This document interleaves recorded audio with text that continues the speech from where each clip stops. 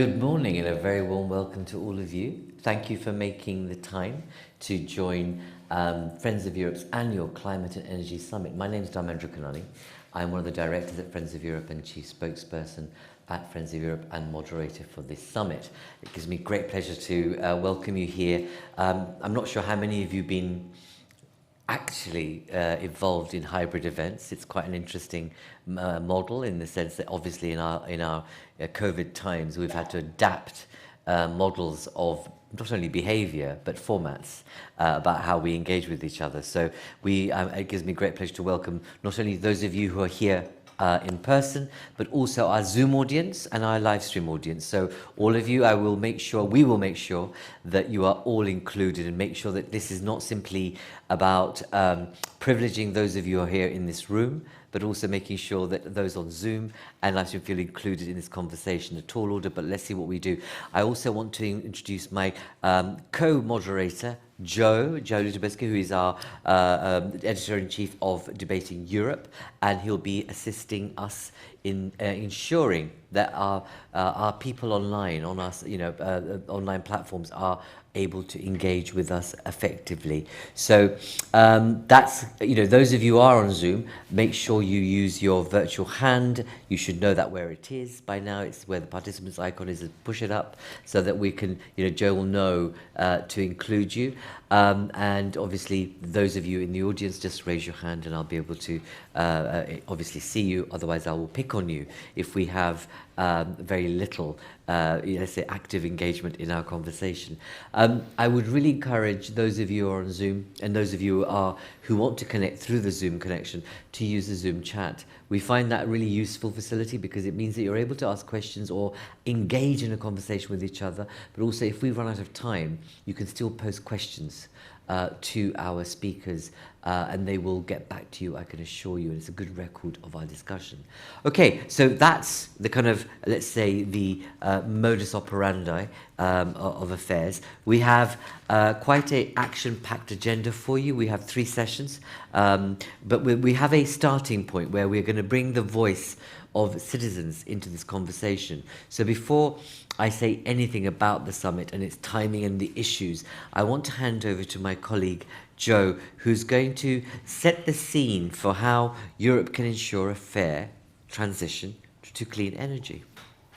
Thank you, Dharmendra. Thank you, Dharmendra. Yes, so as Dharmendra said, this is a hybrid event, and we're going to I'll be moderating the online components. I'll be bringing in voices from people who are online as well. But we also wanted to bring in the voices of citizens to sort of help to kick off the discussion today. And to that end, last week, I ran a small group discussion with 7 citizens and Alexandre Tomček, who is a member of the cabinet of Frans Timmermans, Executive Vice President for the European Green Deal. Tomček is the member of Timmermans' team responsible for the Just Transition Fund. She also works on internal energy market, gas supply, energy poverty, security of supply, as well as nuclear energy. So she's very busy at the moment, and she took questions from citizens. I'd like to play you a clip from this citizens panel. And this panel was held in the context of something called the European Climate Pact, which is a conversation trying to engage citizens to kind of get active citizens involved in a sort of whole of society approach to tackle climate change, because everyone is going to have a part to play. So we wanted to hear what citizens thought of that, what their kind of fears and concerns were, and how we can have a just transition. So let's play the clip and hear, first of all, you'll see me introducing the citizen, then we'll have the question from the citizen, and then the response from Timmermans' member of cabinet, Alexandre Tomček. So if we can play that clip.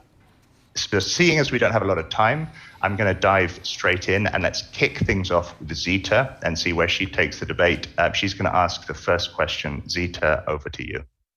Yeah, thank you so much, Joe, and thank you, Alexandra, for being here. I really think it's a great opportunity for us to ask our questions, because I want to bring a situation to the table that I notice many people around me are kind of struggling with, because it's the rising energy prices, and a lot of people are getting a bit worried.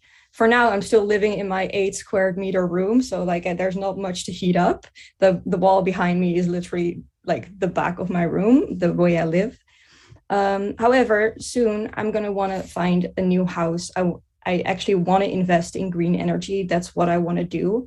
However, with these higher energy prices, I'm noticing that a lot of these plans are getting on the back burner.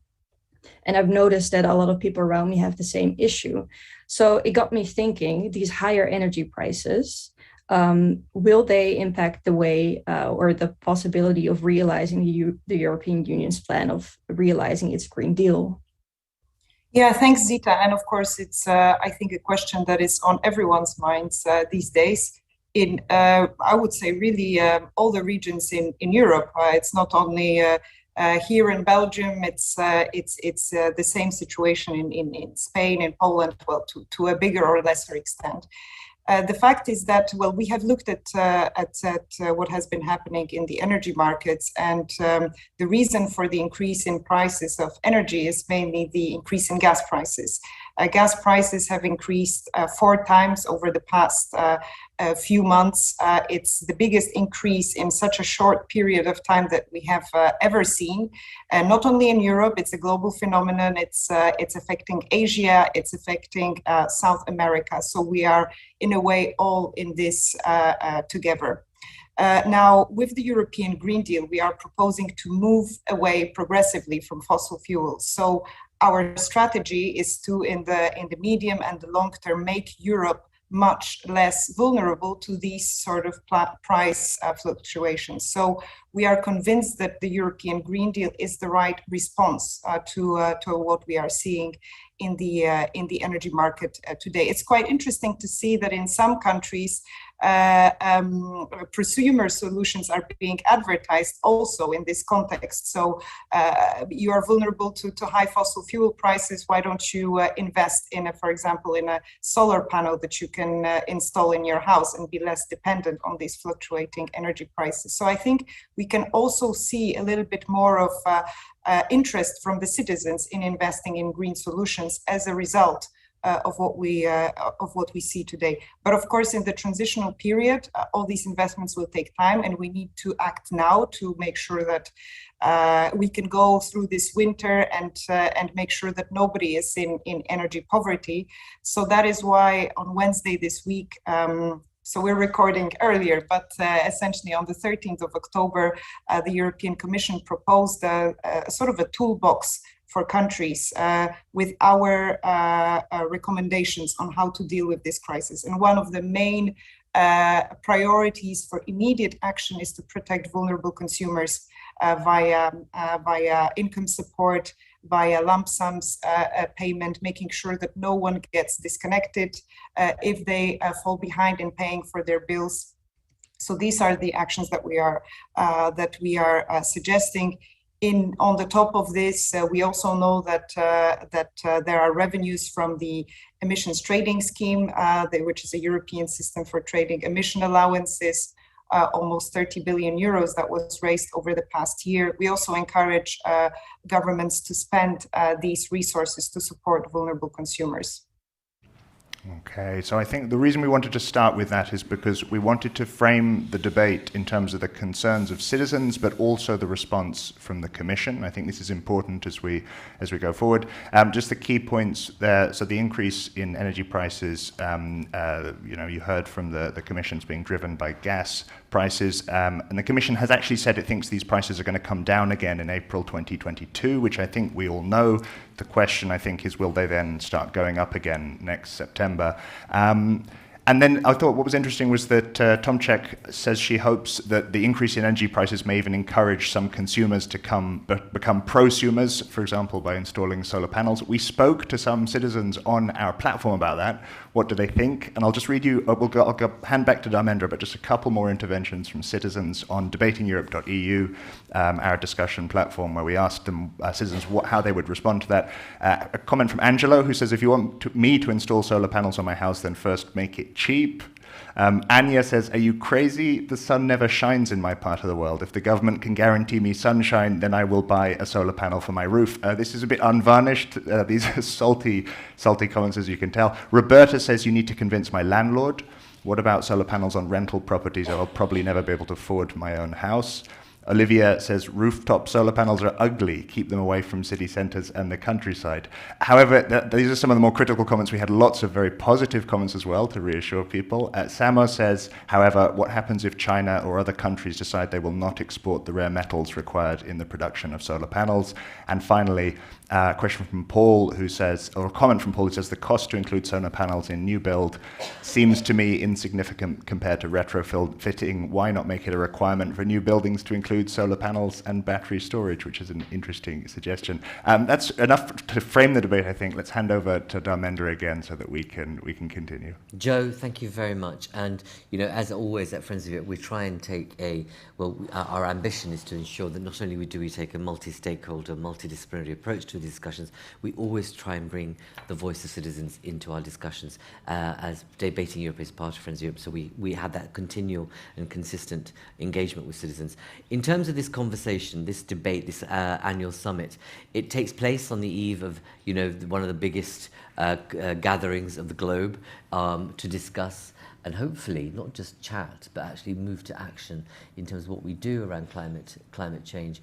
One of the key issues that we've seen as a result of our COVID times is that, isn't it interesting, the second largest emissions of CO2 that we've ever experienced in history this year.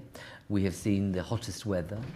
We are seeing an incredible increase in fuel prices amongst a whole range of other things which are setting the context and the conditioning around the debate that's going to be happening in Glasgow.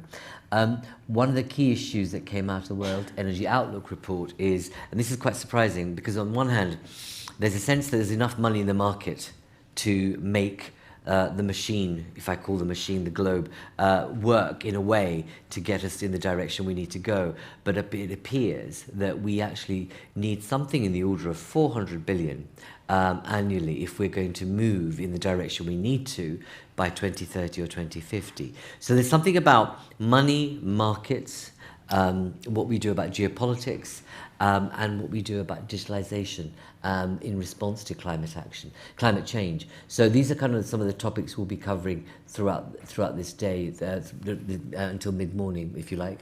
And so hopefully we can try to shed light on some of the issues that we need to be thinking about in advance of what some of the political leaders will be discussing in Glasgow. So I want to firstly invite one of our contributors, Eric Usher. We have a mix of online and in-person contributors with us. And Eric's from the UN. He's head of the Environment Programme Finance Initiative. Hello, Eric. Hello, pleased to be with you. Hi, thank you for joining us. Good to see you online.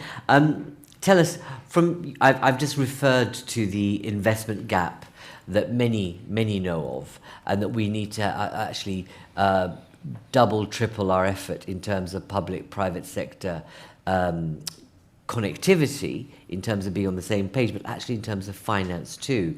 So, from your perspective, what do you see, and how can we, if you like, shift the dial on getting more public-private investment on this agenda? What are the levers we need to pull?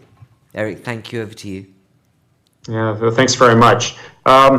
Maybe if I can talk about the first green finance market, which was the green bond market, which started about 15 years ago, with some very small issuance. A couple Nordic investors working with the World Bank issued the first green bond, and then a similar issuance came from the European Investment Bank around the same time. We've grown, we've seen a considerable uptake. This year, we expect to have about $500 billion US of green bond issuance. So in some sense, it's been a success story. And of course, a lot of that green bonds are use of proceeds going to building out the energy transition that we need to see. However, I think one of the biggest challenges today is that that's 5% of global bond issuance. So the question is, what about the other 95% and what's happening there? And we certainly are seeing considerable momentum since 2019 around the notion of aligning to net zero. In September 2019, the Net Zero Asset Owner Alliance launched, was at the time was 12 investors. Today it's grown considerably, and we see a whole sort of plethora of net zero commitments. And we have, well, in governments, you have about 61% of governments today who are committed to net zero, about 20% of corporates globally. And we have these alliances across the financial sector and the private sector aiming for net zero. I think there's a question is when you break down what they're doing, and what commitments are really credible, because 2050 is 3 decades out. Looking at the green bonds example, we just can't wait 15 years to get to 5% of total exposure. We need to move much more quickly. And so there's a whole question around what are credible net zero commitments, and out of that, how much of that is not only risk-based, so essentially taking capital away from some of the most environmentally impactful, in a negative sense, activities, but also we need a new idea of what does it mean, or what's the role of the financial sector, because it's not only about being worried about the risks, it's about investing in the new sectors. So low carbon energy being certainly a case in point. How do we make sure that enough capital goes in the transition that you yourself has mentioned, the $4 trillion a year roughly that we're going to need to decarbonize the global energy system. We're definitely not there today. And you see a lot of reports, a lot of data coming out.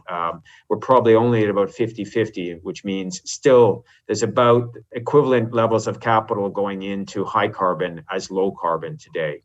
And that needs to change very quickly. I mentioned this Asset Owner Alliance. They issued their progress report last week, and you can dig into it and you start to get a lot of details on what does it mean to be credible in aiming for a net zero trajectory. And credible really means science-based, so based on the IPCC, based on the IEA, particularly with their latest net zero scenario. I guess my final point would be that the relationship between the public and private sector is key here. And this is not about the private sector sitting back and waiting for governments to act. It's also not about the private sector acting and governments for basically saying we're not needed. The private sector is taking this on. It's about some sort of a dance between public and private working together, building ambition together. The Paris ratchet we talk about is not only a ratchet between governments, it's also a ratchet from public to private and back to public again. I think we start to see that in different ways. We start to see the ambition building, and I think these net zero commitments sort of play to that, but we're still really at an early phase of the capital mobilization that will be required. The renewable energy sector certainly has been very successful in scaling up. It's a real part of the energy industry today. It's a significant player, but we're still, if we're only at 50-50, that's far too slow of what we need really to get to net zero emissions by mid-century, but much more importantly, very serious cuts by the end of this decade. Thank you. But it feels like the comments you're making feel like as if they're in an age 30 or 40 years ago when we didn't have a sense of the urgency. It's almost as if like we can wait till tomorrow, but we actually know the emergency is absolutely upon us when we think about things that have happened just in the past 12 months in terms of the impact of climate change. There's something about you saying that in terms of financial markets, and we know financial markets aren't rational. They're highly emotional, mostly upended by men who make general kind of emotional reactions to markets and will switch if there's a percentage point going one way or the other. What we need to do is, we've got this major global gathering. It will be a huge waste of public finance if you're going to have hundreds and thousands of pounds or euros spent in bringing this global leadership together, if we don't actually bring a different kind of dialogue around what are the levers that markets need, and we know that they can be managed. What, from your perspective, as in terms of managing, looking at this program, what kind of signals does the market need? We know governments have said, right, okay, we're not going to have diesel petrol cars in the UK by 2030, and suddenly that may create a movement within the car manufacturing industry. What kind of signal do the markets need if, the boys and girls are going to wake up about the reality of the need to be much more urgent about financing climate change? Yeah, I mean, back in 2015, Mark Carney, at the time governor of the Bank of England, gave a very important speech, The Tragedy of Horizon. And the tragedy he was pointing out was that the negotiators were talking about stabilizing global climate by end of century. And the tragedy is most investors don't think in those timescales. I think in 2019, for the first time, we got the focus on mid-century. We need to get to zero emissions by mid-century. That's still 3 decades out. But I think, as you've mentioned, really what's happened in the meantime is we have, for instance, in the EU and the UK and other jurisdictions, internal combustion engines are being phased out by 2030, 2035. We have the Fit for 55 by the end of the decade in Europe. And increasingly, investors and other financial actors are seeing the changes in terms of the transition, in terms of policies, in terms of new technologies are happening this decade. So within the business cycle. At the same time, 1/3 of Americans today suffered a climate, either a storm or a wildfire. And so the physical impacts are also no longer a future phenomena. They're happening today. So I think the signals coming from government, from technologies, the Teslas of the world, coming from the climate itself, all of them are within the business cycle. And so that is the signal that the private sector needs. And this is why we're seeing the mobilization today. What more do they need? As we know, the markets like to see stability and understanding where policies are headed. Unfortunately, political cycles create some inconsistency. But increasingly, we're seeing the private sector looking through governments to the science and basically basing their strategies on understanding the emissions in the atmosphere and the impact that will have on the climate around us, and taking decisions, assuming that there will be a policy response. Will that response come next week? Will it come this year? Will it come at the end of the decade? It's a little bit hard to predict depending on the jurisdiction you're in, but rest assured, the policy response is going to come because it's the science that basically tells us that this issue is growing, it's not receding. And there is a body of work called the Inevitable Policy Response, which basically says, if you're in a jurisdiction where you don't see the policy response today, that's not an excuse to step back. That's actually a reason to lean in and look more carefully, because the later this policy response comes, the more brutal it's going to be, the more stranded assets they're going to be. And therefore, there's a general awareness raising within the financial sector that wherever we sit, wherever our governments are able to put a proper policy package in place, it's going to come. And therefore, we need to start leaning in today and taking the decisions that will manage the risks, but also allow us to really be part of this transformation and really become leaders of the economy of tomorrow. Eric, thank you. Let's hope that they don't wait too long to make a policy response. What we learned from COVID is that people have said, and it becomes really hackneyed, let's follow the science, let's follow the data. And we've seen the politicization of data. And leaders have, from Trump to Boris and others have lied about data. And suddenly the data goes out the window. Suddenly we don't get the daily facts about what's happening. And I think that, there's something about how do we get a reality check amongst our political leadership to really catch up to or be in tune with the younger generation that actually want urgent action because they see what's happening to their future. Now, Eric, thank you. Stay online. We will come back to you. Good to hear from you, and thank you for joining us. I want to go to a major energy provider, EDF. Alexandre, who's joining us online. Hello. Good morning. Good morning. Thank you for joining us. A great pleasure to have you with us. Alexandre, you've just been listening to the whole issue around financing and moving capital and markets in the direction that they should be going. You are, as a major player in energy, you're significant. What, from your perspective, do you need from the EU? What's the single most important thing you need as a company from this political beast and administrative beast called the EU to help in this transition and move in the right direction? And I know it's a tough question. to try. It's a tough but a simple question.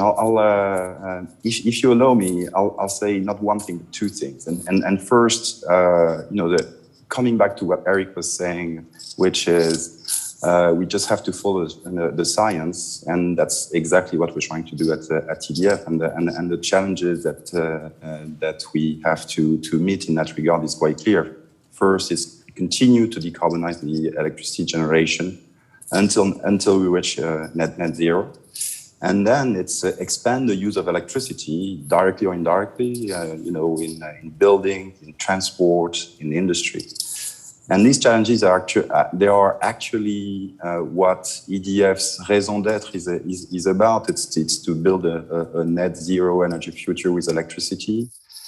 And to help protect the planet and drive well-being and economic development. And so to deliver that, I think we need two things. First, and I'm sorry because you've heard that many times before from EDF, from others, but it continues to be relevant and important, so it needs to be repeated again. And it has been said by Eric. Actually, we need long-term signals to secure the kind of investments that are required, the kind of investment we are talking about when we're talking about decarbonization. It's been said in the introduction, the current energy crisis makes such signals ever more so relevant and important. It's important in order to anticipate the transition costs. It's important in order to minimize the transition costs, because it helps lower the cost of capital. And it's also a key condition for that just and affordable transition we were talking about. Affordable for our customers, just and affordable also for the local communities and the territories that we're working with. And to deliver those long-term signals, I will just highlight two tools which are particularly important for such long-term signals in the EU toolbox. The first one, obviously, is the taxonomy, and the second one is the general framework around state aid. And that's my second point. How do we need to go about shaping those tools? We think that these tools need to address all low carbon technologies. When people drown, we don't wonder whether to throw lifelines or to send a lifeboat. You send everything you have at hand. And so if there are many lessons that we can take away from the latest IPCC report, but one of those is that we probably need all the technologies at hand to decarbonize rapidly and massively. This includes hydro, this includes wind, this includes solar, and you won't be surprised by hearing me saying that it includes nuclear. We believe that opposition between nuclear and renewables is something of the past. What matters is really low carbon energy at an optimized cost and in a reliable way. And for EDF, it is low carbon electricity, both from renewables and nuclear. And this is also about low carbon hydrogen. So coming back to the two tools, we believe that the revised environment and energy state aid guidelines should allow support measures for all forms of zero carbon energy. They should allow as well support for downstream solutions, where it's not only about generation, it's also about how you use that low carbon electricity and how you electrify a number of uses that are not electrified today. So, for instance, support to heat pumps, and they also should allow for support to flexibility sources, because in energy grids with a higher share of renewables, flexibility sources will be important. And today, the massive source of electricity of flexibility in power grids are fossil fuel based. So that's really important. And I guess, and I'll finish here, as for the taxonomy, we are hopeful for a good outcome. Good. That's good to hear that you're hopeful. Do you think, I mean, from your perspective, given what we've seen in terms of the phenomenal increase in fuel prices, we've seen this thing. People have said, have commented that we could have seen this coming 10 years ago. That's great, but we are where we are. And even if we saw it coming 10 years ago, we're still not prepared for it. We've not actually created infrastructure or the mechanisms for it. As a company, do you feel there's a sense of real urgency amongst your peer group as other companies that you look at in terms of the need to move faster with greater investment and more R&D than ever before? Because if you were here, let's say, 24 months ago, you might not have understood that actually we're going to have the highest hike in temperatures. We wouldn't see the unpredictable conditions that we're living in terms of the kinds of weather impacts we've had across the world and the rate of them. A company like you must be thinking about using the data to think, actually, we're going to have to really fundamentally, potentially transform our business model to be very responsive and to cushion the shocks that are around us. Or upcoming. Do you get that sense of that kind of urgency amongst not only within your company but others? Or is it a kind of sense that, what I take from what Eric was saying is there's a sense of, mañana, that, we're getting there, we'll wait the markets to have the right signals and we'll get there in 5 years or 10 years. And my sense is that we need to, if we're even going to get there, we need to be kind of running and sprinting now. You're Tough completely question. right. And no, I think in a way, in the power sector, the question you raise is easier to answer than in other sectors. And I want to believe that EDF is already quite advanced in that race, but there's absolutely no room to slow down. We need to keep on accelerating. That's what we believe at EDF, even though today EDF is the larger generator of zero direct CO2 emissions electricity. Is that enough? No, clearly not. We have a number of peers in the sector who are catching up with us. There are investors, and I guess we'll be hearing from IIGCC, who released a report last week, setting their expectations on how electric utilities should achieve net zero globally and by when. And they tell us, it's at the latest by 2040. And in advanced economies, it should be by 2035, which means tomorrow. And even for EDF, it's going to be a challenge. Even with our electricity mix, which is more than 90% low carbon, we know it's going to be a challenge, because you have to do it in a just and affordable way, and you have to do it while making sure you're going to keep the lights on at all times. And that's the real challenge. Thank you for being frank in your response. It's very helpful. But it's quite arresting in terms of your response. That whilst there are these various conversations taking place and targets set for 2030, we actually know that the action needs to happen right now. Let me bring a European Commission perspective now. Deputy Director General for Energy, an interesting remit, Mechthild. Thank you for joining us. Just waiting for you to be beamed onto the main screen. Not to worry, I can see you in a way. Some of us can see you on screen. There you go. Lovely. Good morning, warm welcome to you. Thank you. Obviously, a very interesting title and remit in these times that we live in, especially in the current context. Mechthild, tell me, you know, obviously you know what the investment gap is. You're also involved in dispensing one of the largest uses of public taxpayers' money in the form of the recovery fund.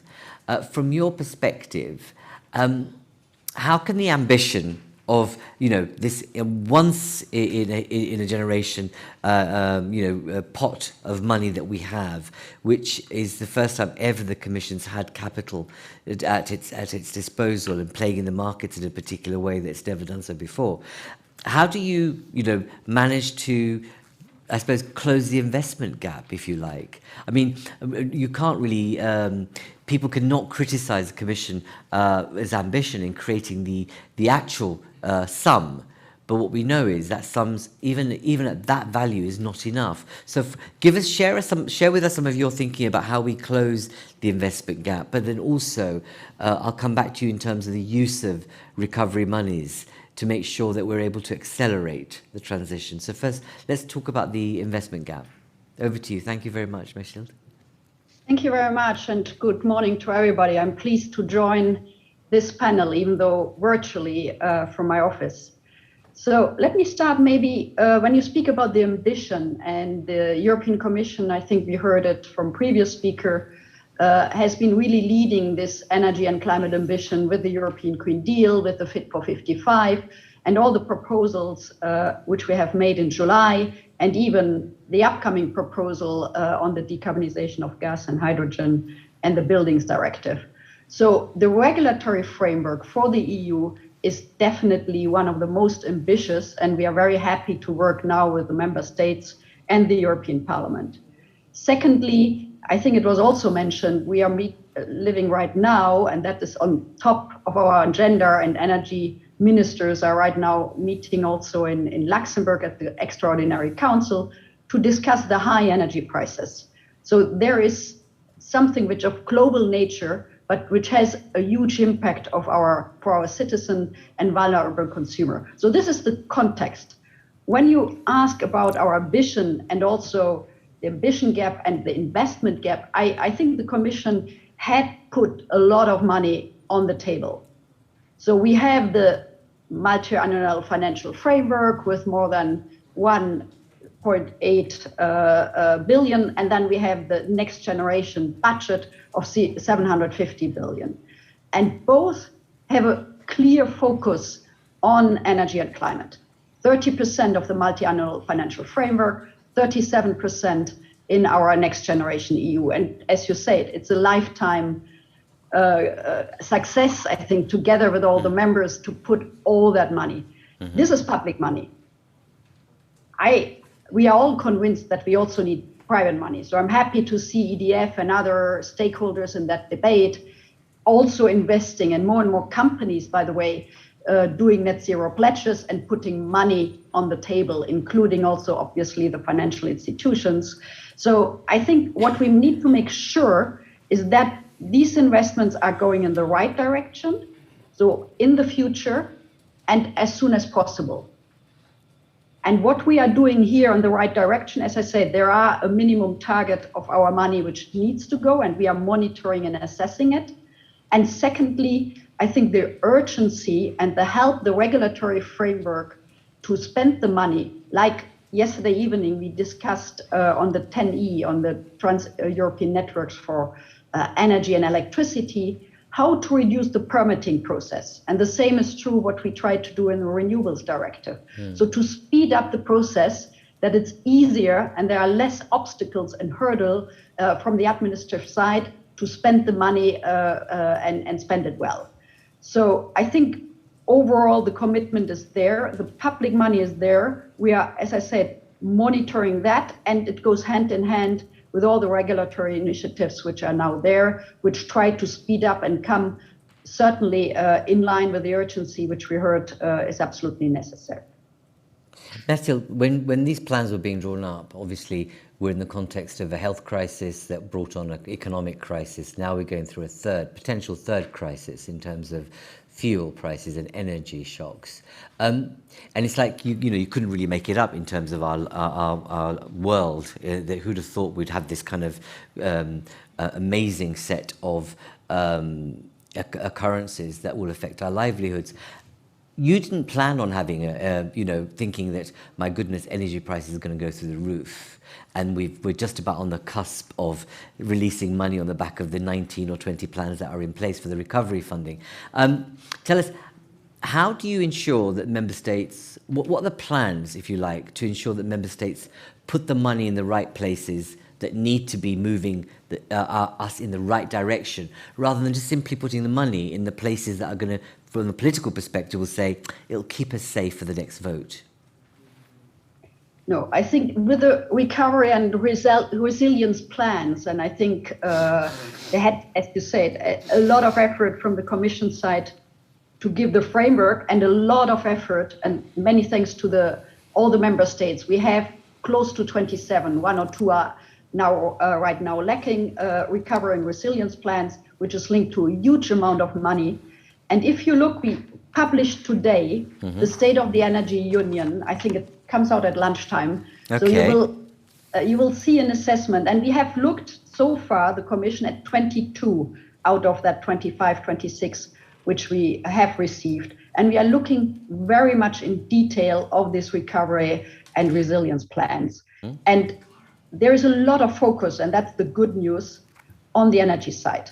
There is roughly we have been seeing, and on the 22 plans which we have approved and looked at, nearly 30% of the money will go to energy efficiency measures. So there's a lot on the renovation of buildings, which is absolutely key, and other energy efficiency measures. Renewables and networks, there's roughly, according to our assessment, 15% of the plans and the money who is going to renewable energy and the networks which we need. I mentioned already the electricity network and interconnection are still missing. And then there's roughly 1/3 which goes to sustainable mobility, electric cars, electric vehicles, charging station, and so on. And the rest is for R&D, climate adaptation, and other related investments. So 45% is basically across the 22 plans we have right now seen, going to renewables, networks, and energy efficiency, which is absolutely in line what we are proposing for the European Green Deal. And the other 1/3 is going to sustainable mobility, which includes everything around e-mobility, transport, what we have also proposed. I think these are very, very good news. So we continue working with the member states, monitoring the spending of that. There is a lot at the local level, of a community level, regional level, happening in the member states. And our role is to help the member states. From DG Energy, we are there if there is a need for technical advice, and other departments of the Commission are monitoring that together with the member states. But I think the start and the huge amount of money, as you mentioned, is now being spent. And that's good. It's really fast, to be honest. I mean, everyone came up more or less on time with the plans. Our assessment was really quick. And now it's really happening already, that money has to be spent now and the next 3 years according to the lines. So this is very good news. And you will see in our State of the Energy Union text today that these recovery and resilience plans are expected to provide a boost to climate and energy related investments by at least 177 billion euros. And that will also foster the reforms necessary to the transitions and accelerate what's happening. And that overall in the situation we are, I wouldn't speak about a crisis. It's an energy price, global supply and demand, which Europe is suffering and certainly the most vulnerable. So I think this is very good news that we are seeing that member states are taking these actions very, very seriously in terms of clean energy transitions as part of the recovery and resilience plans.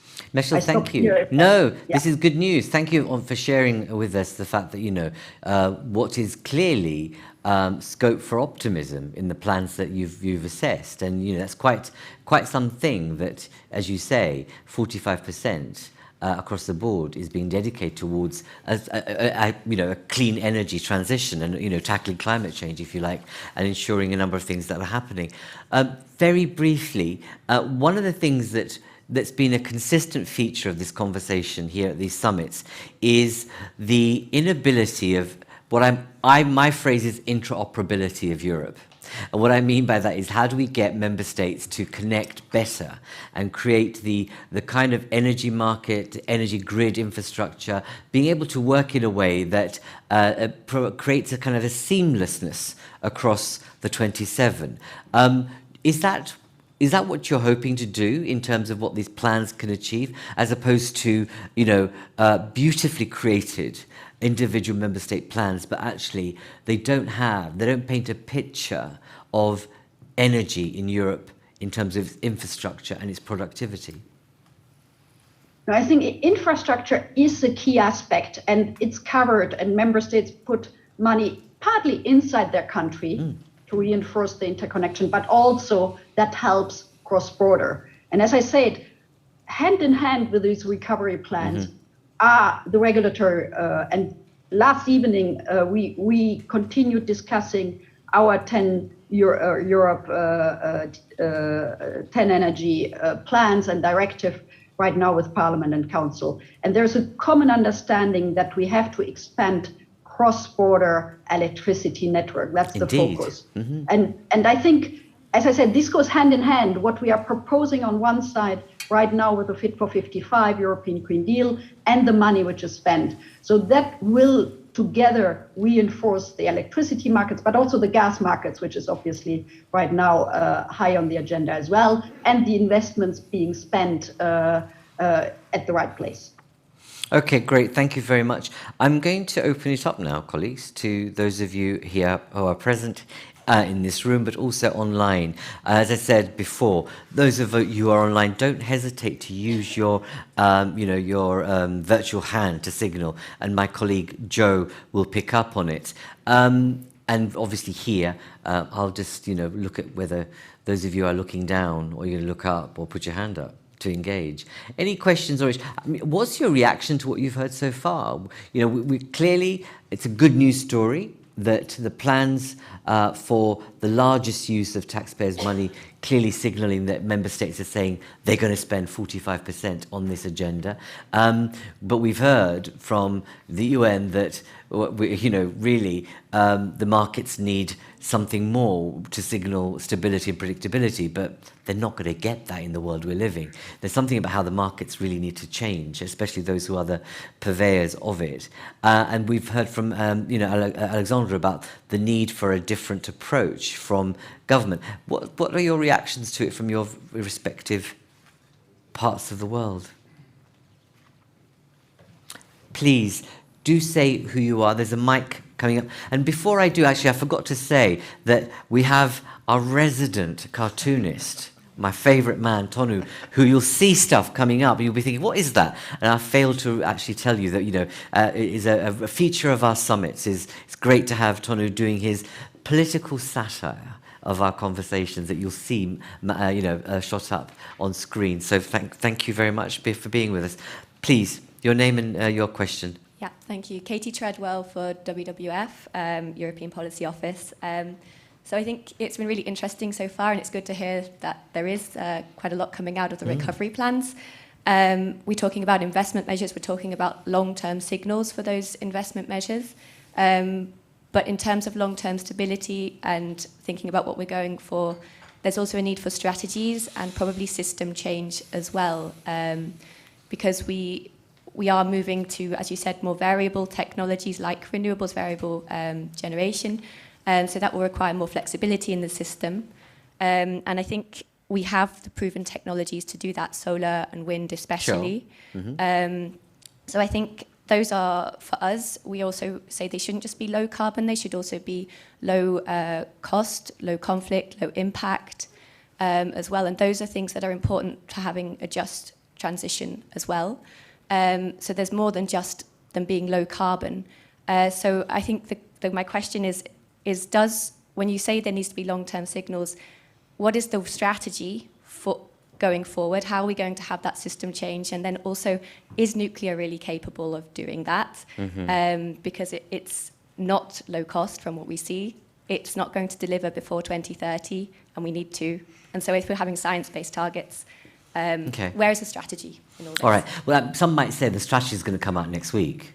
You know, that's the whole, isn't it? The point of, but that's what we should. You know, these are public servants. You know, we sometimes forget that. You know, they're at the service of the public, of the global public, and actually, what we should be demanding is a different approach and a different narrative about actually how are you going to work together to really address this urgency and crisis, if you like. But sometimes we forget that this is a glamorous gathering, and actually they're up there and we're down here in terms of actually just fiddling and feeling the impact. But actually, there's something has to change in terms of accountability, if you will. But I'll come back on the nuclear point. I'll come to Alexandre, if I will, to a certain extent, to give a view from a major player, but also France, as we know, is part of the community in the EU that is quite keen on nuclear. But also I'll ask Mechthild to respond also. But before I do, I also know that Yves Desbazeille, are you online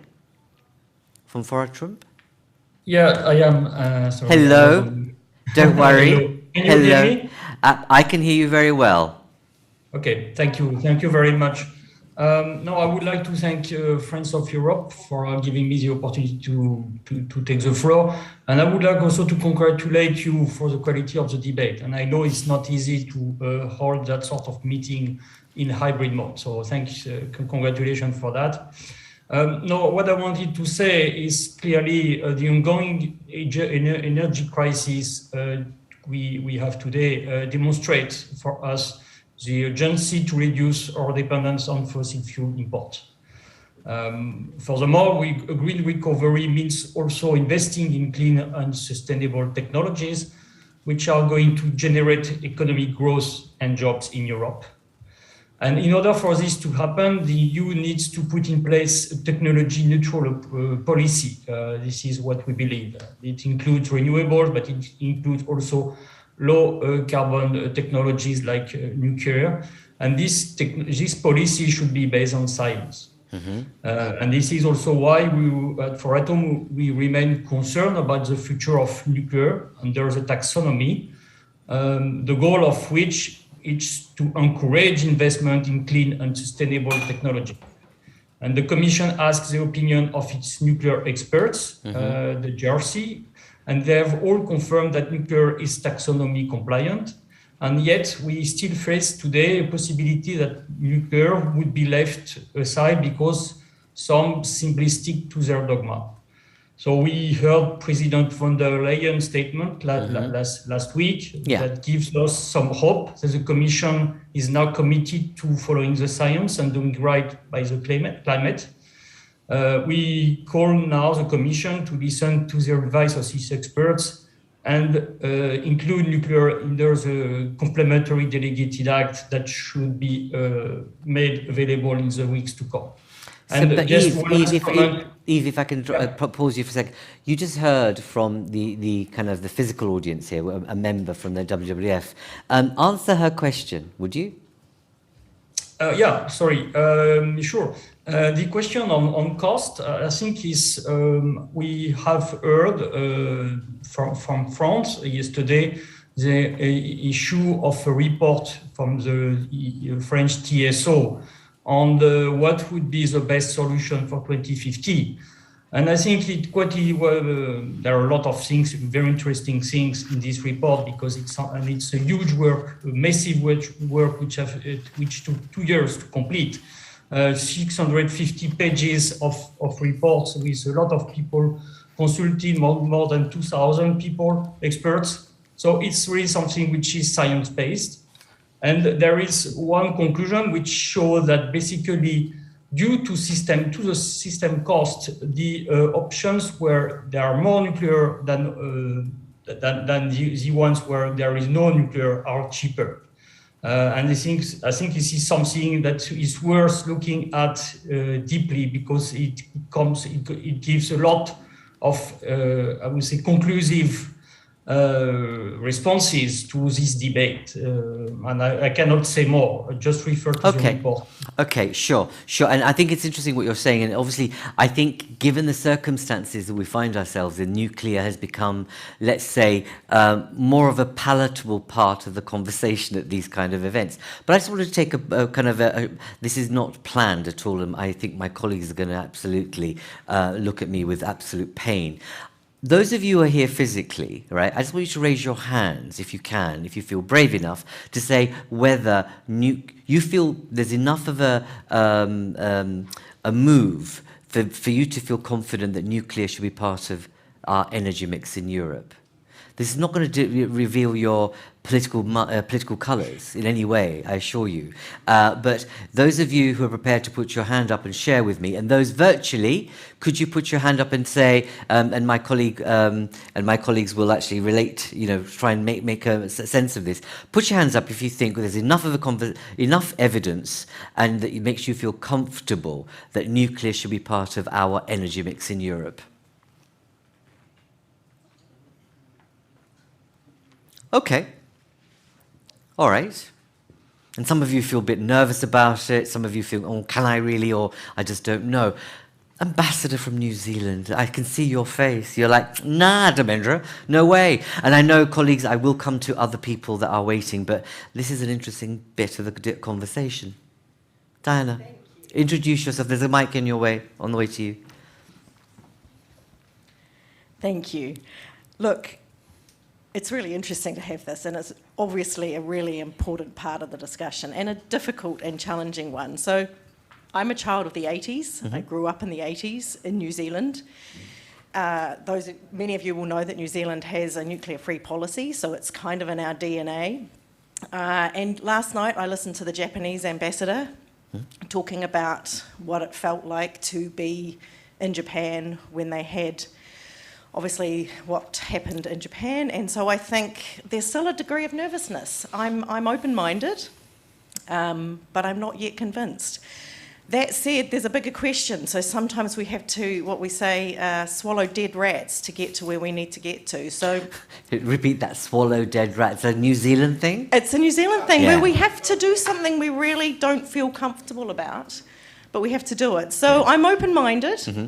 But like I say, I'm very sympathetic. I listen to the views of my Asia-Pacific colleagues who have experienced the fallout of nuclear power. So yeah, my face says I'm not there yet. Mm-hmm. I'm not there yet for my children, but I'm willing to contemplate swallowing some dead rats.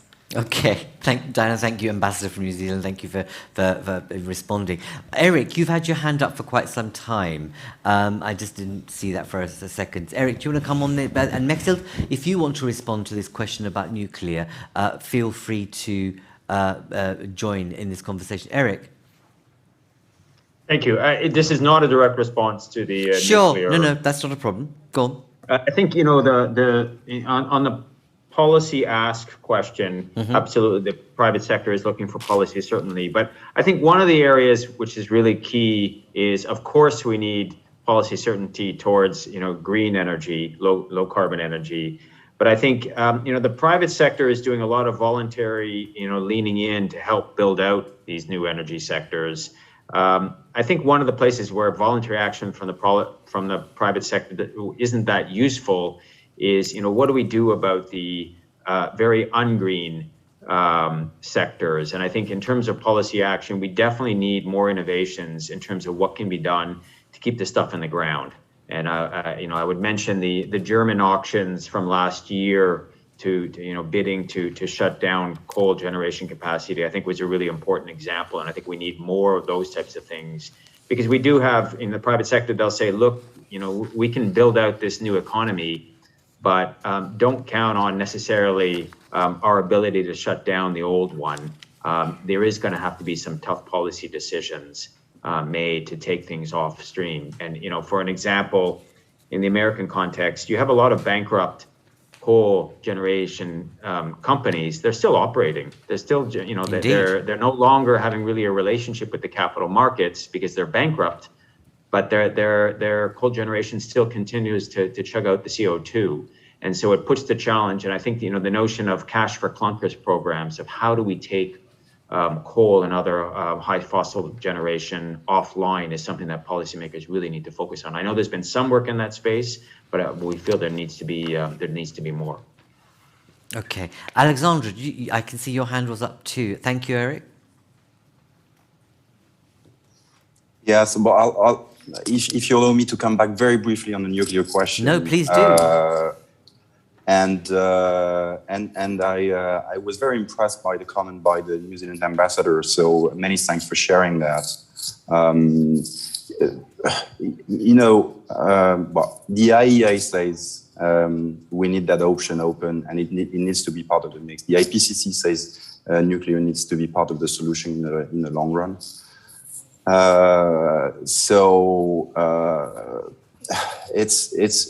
It's difficult to see a long-term future for energy system at zero carbon at an affordable cost, as was just outlined by Yves, referring to the report from RT yesterday in Europe without nuclear. Now, what we do every day at EDF is to make sure that what happened in Japan is not an option, cannot happen, and we spend every year 4 billion euros in our existing nuclear fleet, partly for that, and partly to be able to continue to operate that low carbon generation fleet to continue to deliver low carbon electricity to European electricity systems. And that's part of the answer to the timing. Indeed, building new assets is going to take time. But we also have to invest in making sure that we're making the most out of our existing assets in a safe and reliable way. And that's what we do. And that's why we need to be able to invest in nuclear right here, right now. Absolutely, and I agree with you. But I really I can feel the emotional energy in response to this situation, because we need to have trust that our governments will do the right thing.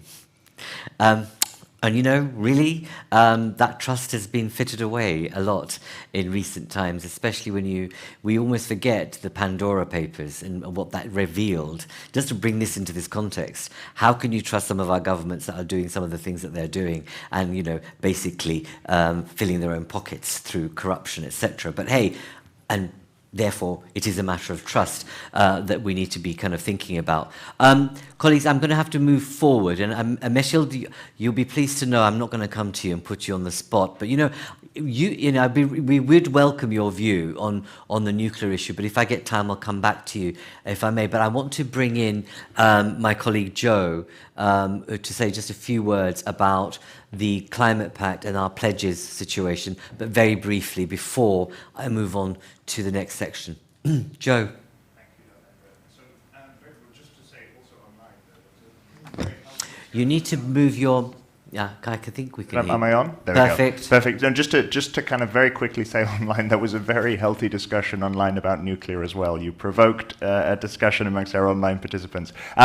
So yes, obviously the topic of the session today is on financing the green recovery. And as I said at the beginning, we're Friends of Europe is a supporter of the European Climate Pact. And so clearly, you know, the government is going to have a role to play, business is going to have a role to play, but so is our individuals, collectively through collective decisions, through, I mean, it's uncomfortable to say it, through lifestyle decisions. It's lifestyle changes, consumption changes. And so one of the questions that the European Pact is asking, the EU Climate Pact, sorry, is what sort of lifestyle decisions are you as individuals willing to make? And this could be, for example, green finance. It could be greening your finance. It could be relying on public transport more. It could be installing solar panels, as we've heard. And there, I'm going to put a link into the Zoom chat where if you are willing to publicly commit to one of these lifestyle changes, you can do so. And it could also be raising awareness. It could be becoming more politically active. It could be becoming active at work. You know, and in this crowd, I'm sure that is not an issue. But I think the question is showing publicly that you're willing to do things. So I will put the links are already in the Zoom chat. And if you are willing to take that step, then please do click through those links, and they'll be available on the website on Friends of Europe as well. Thank you, Dharmendra. Thanks, Joe. Thank you very much. Let's go back to the question of money. And our next contributor is actually here in person. Emelia, thank you so much for being here.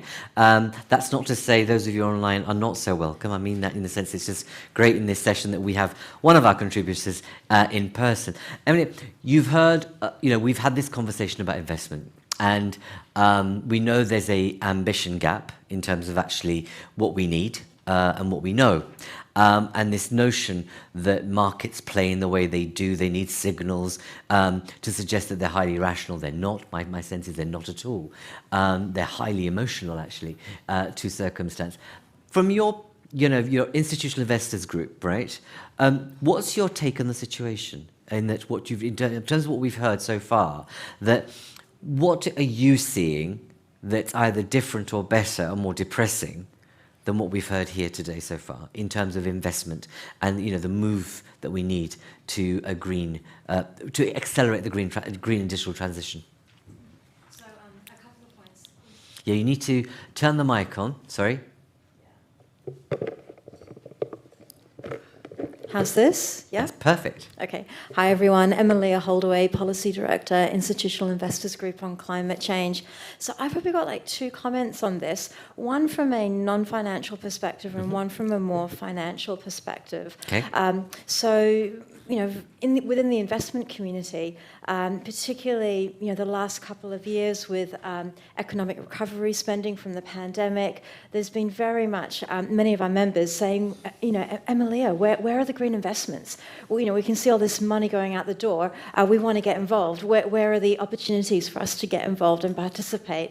And so I think there's a question partly about money here, but also about the vehicles by which that is brought to the investment community as something that they can participate in and invest in. And I appreciated the comment from the Commission about looking at permitting procedures for renewables. There are a whole range of non-financial, institutional, administrative, policy, technological barriers that are for increasing the size of the green investment universe. So we can't forget about those. It's also about money, but it's also about how do we scale up green investment. And there are many. There's much within that sphere. Coming from a more financial perspective on this, and I'd agree with some of the things that other speakers have said, I would say that net zero by 2050, by mid-century, over the last 12 months, this has become a mainstream idea. Mm-hmm. This is something the majority of governments of the world are signed up to. But there is still plenty of uncertainty about how quickly that transition is going to happen, how quickly up to 2030 and beyond. And from an investor perspective, this becomes a matter of certainty. How do you plan your portfolio? And also, too, when you're engaging with corporates around their transition plans, where's the ammunition? There are certainly scenarios out there about how quickly the policy environment will need to move and how quickly sectors will need to transition. But there's absolutely a role for governments to be laying down the ground rules of the game. And what I mean by that are the milestones and the timetable for each sector to transition. I think we're starting to see some convergence around, say, coal and power, internal combustion engines, but from an investor perspective, the community is very much looking to governments to lay out those transition milestones. And I suppose you might ask, why do investors need that? Well, there's uncertainty in the market about how quickly the transition will happen. With governments laying out those milestones, we can then integrate that into our calculations around stranded assets, asset write-downs, and also to plan our portfolios with a harmonised understanding between all the players, governments, corporates, and investors. Sure, Emily, you just heard from Mechthild that we're going to have an announcement fairly soon, in a couple of hours, from the Commission in terms of the plans that they've been assessed. What clearer signal do investors need than the fact that 45% of the money that's being spent in Europe, if I could aggregate it in that way, if that's an accurate way of reflecting it, Mechthild, what clearer signal do you need, do you think, actually, to say that governments are going to actually put hundreds and billions of euros into a clean energy context, but also transition? Are we going to see a switch? Should we be putting money right now before midday in the markets so that we can all kind of earn a little bit dosh? But is that going to, do you see that change in that because of what you've heard just now from the Commission? I think that's extremely helpful. I think there is that lag between money being committed and then projects being available in the marketplace for investors to participate in. But to be more pointed, I think it's the time frame for when will natural gas be out of the power mix? How long are we going to be having internal combustion heavy vehicles on our roads? So I think it's that sort of specificity, and then we're able to that strengthens our hand when we're engaging with corporates about the sorts of dates that we would like to see in their transition plans. I think we're at that stage where it won't be a smooth transition. It's going to be disorderly, but we would like it to at least be planned. And we would like to have everyone on the same page with the timetable for that. Well, good luck with that. Thank you. We are talking about politics and institutions here, which I'm not I'm not doing a downer on public institutions, but I'm just going by the public track record, colleagues. And there's nothing in the public track record to suggest we should have any great confidence in being on the same page or not being politically diverted. But it seems to me that we need a major act of disruption in Europe to a certain extent. I mean that. Let me explain what I mean by that. We need to see some member states behaving in a fairly disruptive manner to say, actually, we are really going to withdraw. And what I mean by that is a policy measure that will say, by 2025 or 2030, we will not, across the piece, have either gas or we're going to have electricity across the board in terms of cars. Is that the kind of thing that we're looking for? And is that too ambitious, do you think? That's exactly what we need. Right. Okay. Mechthild, can I bring you back before I bring Nancy, our final contributor? Do you see in the plans that you've looked at, can you reveal?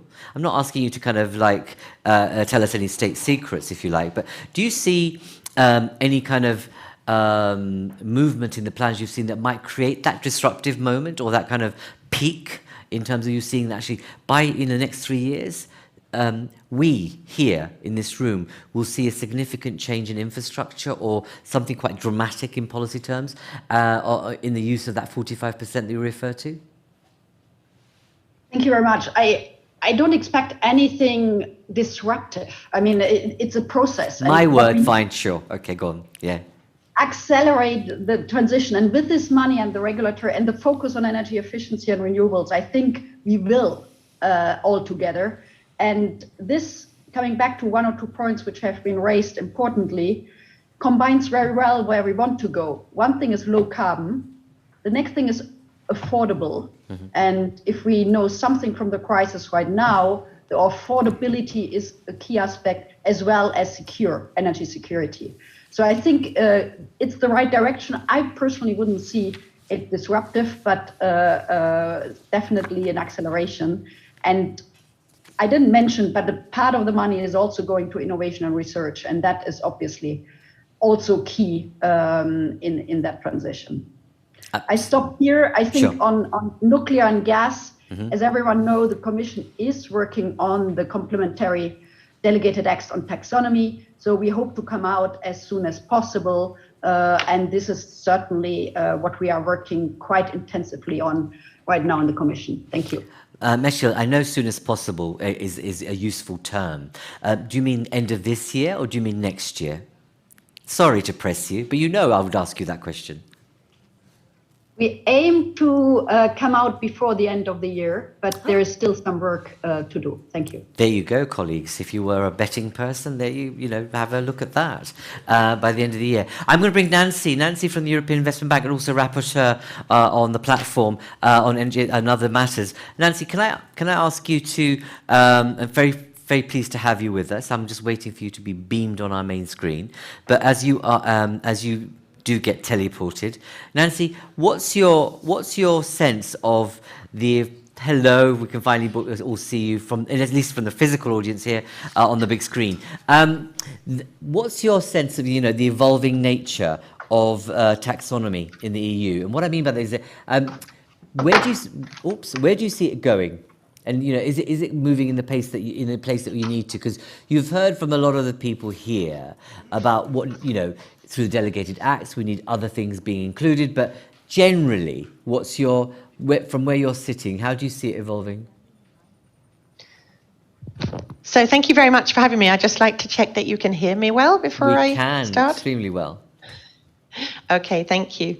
Yes, so I'm here basically with two hats on, from the European Investment Bank, the EU's climate bank, but also, as you just mentioned, I'm a member of the EU platform on sustainable finance. And in fact, I'm rapporteur of one of the groups there working on actually where the taxonomy might go in the future.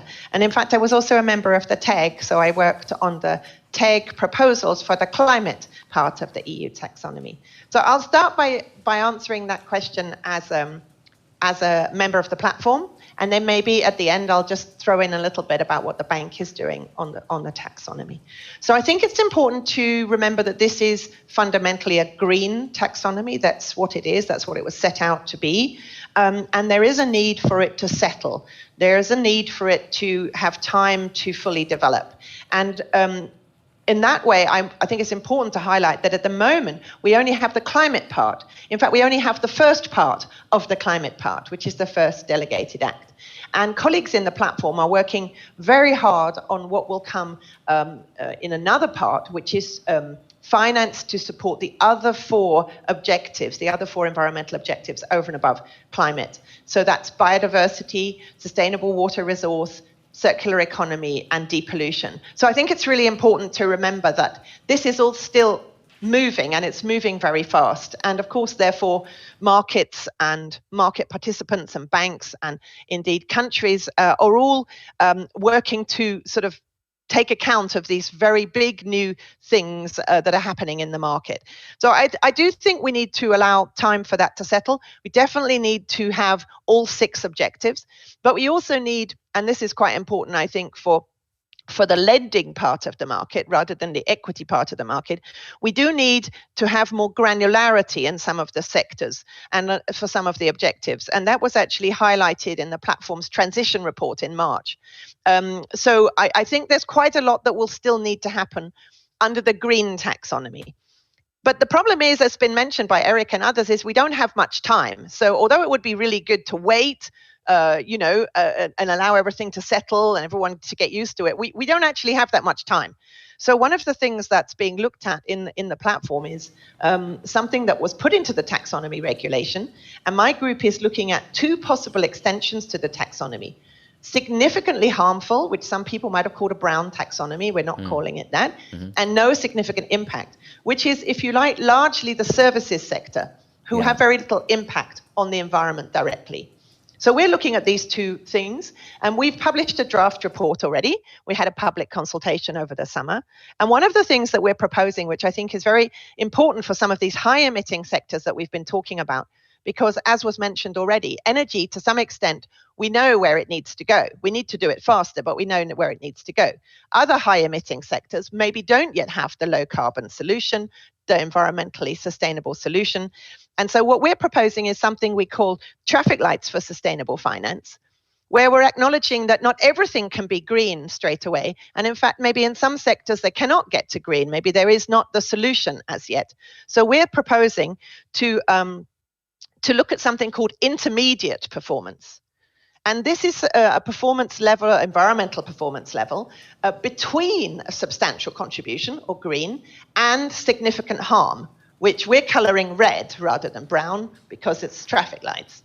And we think this is an interesting opportunity for entities to really show their transition and to have finance for that transition. The critical thing being moving away from significant harm. And I think that this is really, in a way, the elephant in the room. It is true that the market has previously, in many areas, we know, green bond standards and so on, focused on the green. But at this moment in time, in the critical decade, we have to focus on the other half of sustainable finance, which is what is the things that we have to, in a managed way, stop doing, stop building, stop running, and decommission. And we think that by having clearer indications of these intermediate transitions, and not having everybody think that everything has to get to green in the next few years, not everything can, but it's really important that activities move away from causing significant harm to these environmental objectives, including climate. So that's one of the things we're doing. We're also, as I said, looking at how can we support this large part of the economy, 40% of the economy, which is in the services sector, which also needs to green, but may not be included in the taxonomy for a long time, and has to be looked at how to deal with that. And lastly, I think this is really important to mention. I have colleagues working in another group in the platform that are working on a possible proposal for a social taxonomy. So what is the bank doing? I throw that in at the end. Well, one of the things we're doing is we're using the taxonomy already this year for our tracking of green finance. We know that it's not all there, but we think that it's important to start doing it, so we're doing it. You can read in our Climate Bank roadmap how we're doing that, using the TEG proposals this year, because the Delegated Act wasn't in place when we started. We're also, for our green bond standard, which is our green bond was the world's first green bond in 2007, the climate awareness bond. And so we believe there also we should show leadership. So we're working on not only the taxonomy, but also the proposal for the green bond standard, and that we are already moving towards our green bonds being aligned with that. And the last thing, and I come back to this issue of the other part of the story, the non-green part, we are using do no significant harm, which is part of the taxonomy, do no significant harm to climate change mitigation and adaptation as our approach to Paris alignment. And I see increasingly more entities, public and private, having that conversation about avoiding significant harm. And I think that's a very important thing for us to talk about today as well. Indeed, and that, I mean, that I think that statement should be the kind of the banner headline for our action on, you know, any action we're taking in terms of trying to respond to the climate emergency. Nancy, what do you mean by great use? I was trying to interrupt you earlier, but my mic wasn't working. You mentioned there's a need for greater granularity, okay, in certain sectors. Briefly, what do you mean by that? And secondly, you kind of teased us with this notion of a social taxonomy. I know that all of our ears jumped, leapt up saying, what do you mean by that? So deal with both of those, would you, briefly, for me? Yes. So when you look at, let's say, the climate change mitigation objective, the taxonomy has to work for all different types of financing. It has to work for public financing and private financing. It has to work for funds. It has to work for green bonds. It has to work for banks. Now, when you look at a lot of green finance, it isn't equity. A lot of green finance is actually lending. It's lending for a specific investment, such as energy efficiency. And in fact, the Deputy Director General highlighted the importance of energy efficiency in renovation of buildings. And there, if you look at the taxonomy, there are elements of the taxonomy for building renovation which are components. So as well as having whole building renovation, you can have things like very efficient boilers or triple glazing or insulation. So a more granular approach. And some of that is also needed, particularly, I think, for circular economy, where, of course, what we want to do is that companies will eventually reach full circularity, or very nearly. But we're a long way off. And in the meantime, we do want to incentivize these steps, right? Okay. And that we want to incentivize finance for these steps. So that's the more granular idea. Okay, fine. On social, it is already a proposal that's been made by the platform. And in fact, they also published their report in July, and there was a public consultation over the summer. And the platform is working on publishing its report. And in fact, the Commission then, according to the taxonomy regulation, it has to take these two reports and come up with its own proposals and reports. So the platform makes recommendations to the Commission. The Commission then decides which ones to take forward. All right. Excellent. Great. I'm not sure we understood fully what the social taxonomy is, but I'm sure we'll get there, and perhaps we can get more details from you online on the Zoom chat, perhaps also just to kind of answer questions. Colleagues, I have to draw it a close. Thank you all our contributors for being with us in this first session of our Climate and Energy Summit on financing the green recovery. I hope you found it interesting, worth your time being online and being present. What I'd ask you to do is, join me again at 11:15, where we'll be looking at digital and energy efficiency in a digital age. So thank you all very much. Thanks our contributors and partners. And I hope you can both Zoom back in, and also those who are physically here, come back at 11:15 if you have the time and the opportunity and the energy. Thank you all very much. Bye-bye.